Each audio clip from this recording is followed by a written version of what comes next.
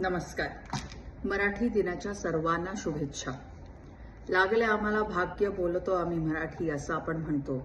पण हेही आपल्याला एक खूप मोठं भाग्य लागलेलं आहे की या भाषेतून आपल्यापर्यंत ताट, जेवण, पंगत याचं महत्त्व पोचलेलं आहे. ताट, पंगत, जेवण ह्याच्या पाठची विचारधारा, ह्याची बारकाई ही खरं तर आपल्या आजीची संपत्ती आहे.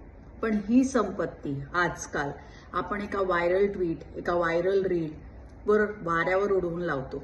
ह्याच्यापेक्षा मोठा मूर्खपणा मराठी माणूस करू शकत नाही. ताटात प्रत्येक गोष्टीचं माप, प्रमाण, दिवसही ठरलेला असतो.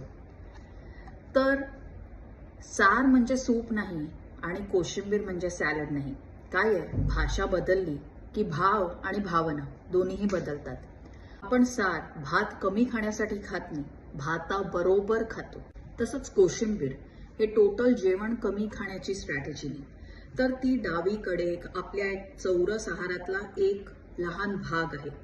ह्या सगळ्या गोष्टी आपण लक्षात ठेवल्या पाहिजेत, जोपासल्या पाहिजेत आणि पुढच्या जनरेशनपर्यंत किंवा पुढच्या पिढीपर्यंत मराठी भाषेतून पोचवल्या पाहिजेत.